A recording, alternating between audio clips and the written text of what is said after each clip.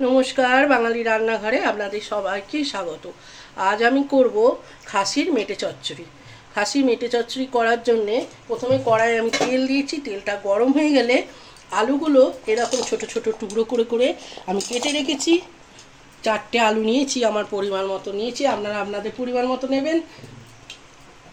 एबार आलुगुलो आमी तेलेते भेजे नेब।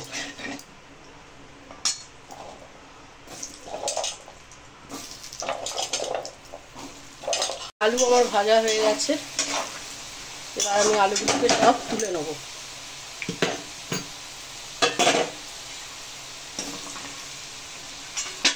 খাসির মেটে চচ্চড়ি করার জন্য আমি আলু ভাজার তেলেই আমি প্রথমে একটু চিনি দিলাম। চিনিটা দিলে কালারটা খুব ভালো আসে।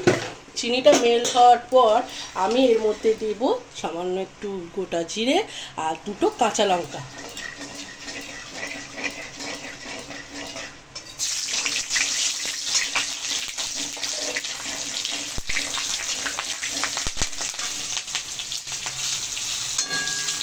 এবার আমি এখানে দেব আমার 4টে মাঝারি সাইজের পেঁয়াজ আমি এইভাবে কুচিয়ে রেখেছি।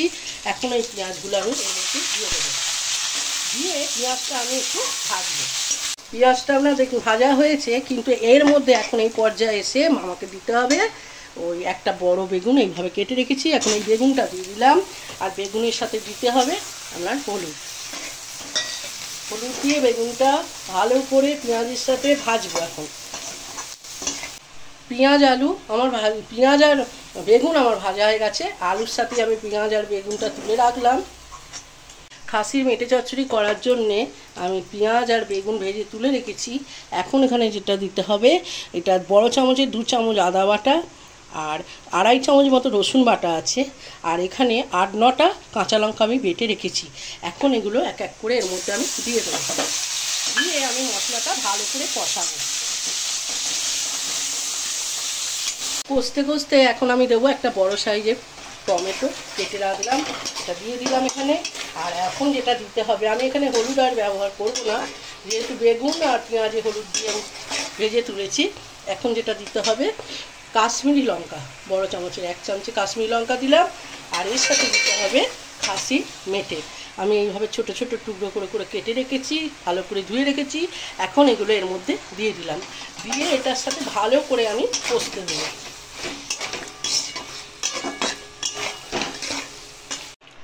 আমার মেটে কষানো হয়ে গেছে। এখন আমি যেটা দেব বেগুন পেঁয়াজ আর আলু যেগুলো ভেজে আমি তুলে রেখেছিলাম সেগুলো এখন এখানে দিয়ে দেবো। আমি এখানে হলুদ একদমই ব্যবহার করিনি, যেহেতু আমি বেগুনটার সময় একটু হলুদটা দিয়েছিলাম। আর এখন যেটা দেব লবণ।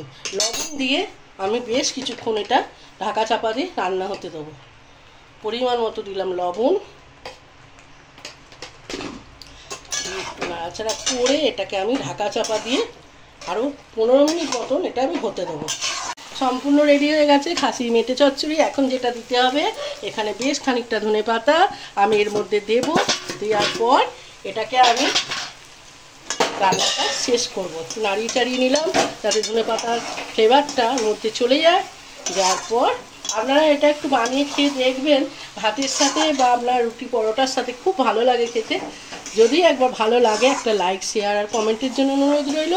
চ্যানেলটা সাবস্ক্রাইব করবেন যাতে নতুন নতুন রেসিপিগুলো আপনাদের কাছে পৌঁছাতে পারে। ভালো থাকুন, সুস্থ থাকুন, ভালো খাবার খান।